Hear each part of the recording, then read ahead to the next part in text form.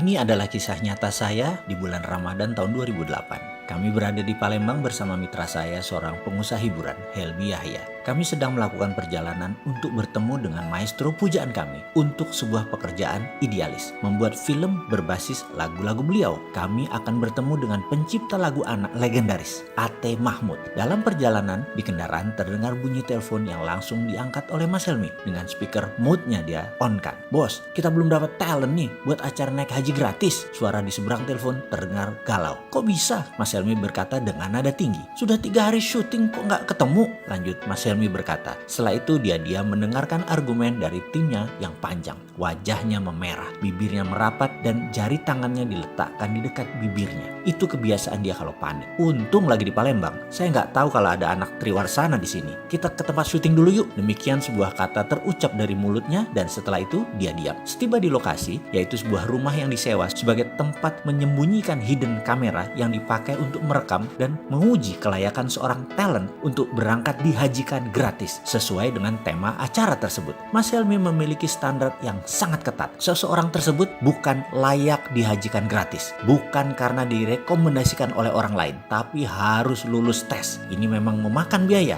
memang memakan waktu, tapi inilah kesempurnaan yang menjadi cirinya. "Mana data syuting talent hidden kamera yang kemarin-kemarin?" katanya lagi. Dalam sekejap dia menyaksikan video rekaman-rekaman para talent tersebut dites berbagai cara tesnya. Dengan hidden kamera kita memperhatikan Ustadz ini, Bapak Anu, ujung-ujungnya tidak ada yang layak. Lalu saya disuruh menilai. "Bosman, kamu lihat tuh yang dites pas sebelum Jumatan, 2 Ustadz." Mas Helmi keluar dengan muka merah. Saya turuti perintahnya dan menyaksikan. Biasa kami menggunakan penguji si Rini, spesialis pengujian. Cantik, dewasa, anggun, lengkap dengan jilbab dan aura kerendahan hatinya. Dia melakukan aksi ujiannya di depan Ustadz yang dimaksud. Dia datang jam 11.30 lalu berkata, "Saya ada masalah dengan perkawinan, saya ada masalah dengan suami saya." Dan seterusnya dia bercerita sangat meyakinkan. Sang Ustadz talent tadi yang sedang diuji mulai berdalih, mulai mewejang, dan menyaksikan adegan tersebut maka saya tahu sekali mimik wajah dan gerak mata seseorang yang dalam tanda petik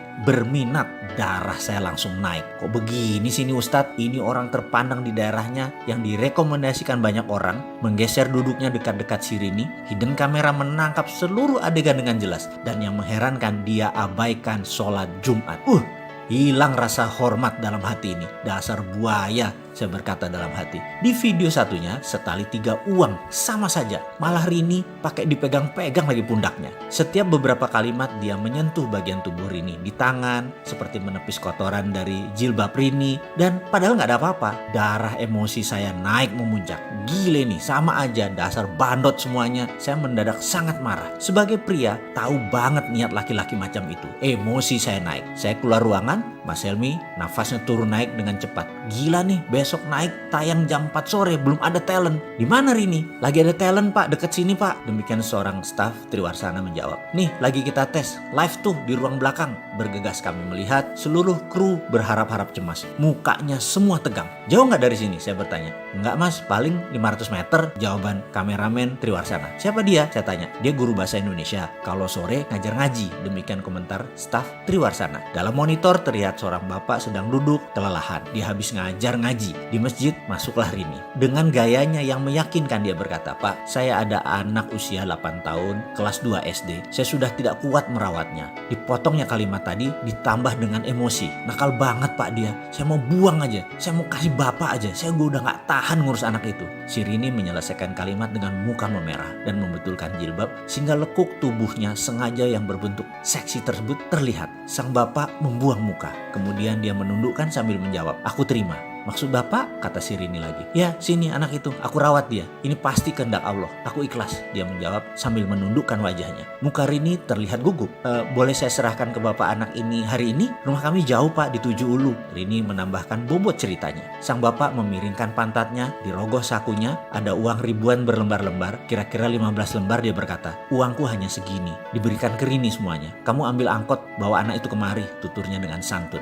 Setiap adegan ini kami menyaksikan dengan tegang. Bahkan penduduk sekitar mulai menggerombol di tempat kami. Sesak udara ruang monitor tersebut. "Ayo kita ke sana, full kamera," kata Mas Helmi memecahkan ketegangan. Bergegas kami berangkat. Penduduk sekitar mengikuti gerak kru sebanyak 15 orang. 3 kamera, 2 sound boom sangat menarik perhatian warga kampung sekitar. Setibanya kami di lokasi, kamera langsung keluar dari segala penjuru. Sang bapak terkejut, wajahnya bingung. Kemudian Mas Helmi Yahya muncul dengan mengatakan, "Alhamdulillah, bapak dapat hadiah naik haji gratis." Sang bapak terkejut bukan main. Wajahnya bergetar, giginya bergemerutuk, tak bisa berkata-kata, bersujud di sajadah berkali-kali. Dan selang beberapa menit hadir penduduk sekitaran, kira-kira 500-an warga kampung sekitaran, dan tanpa komando mengumandangkan kata-kata, "Labaik Allahumma labaik." 500-an orang lebih meneriakkan kata-kata tersebut berulang-ulang. Bergetar kami semua. Air mata saya turun tanpa sebab. Saya bertanya pada seorang ibu yang berdiri sambil menangis. "Siapa dia, Bu?" tanya saya. "Oh,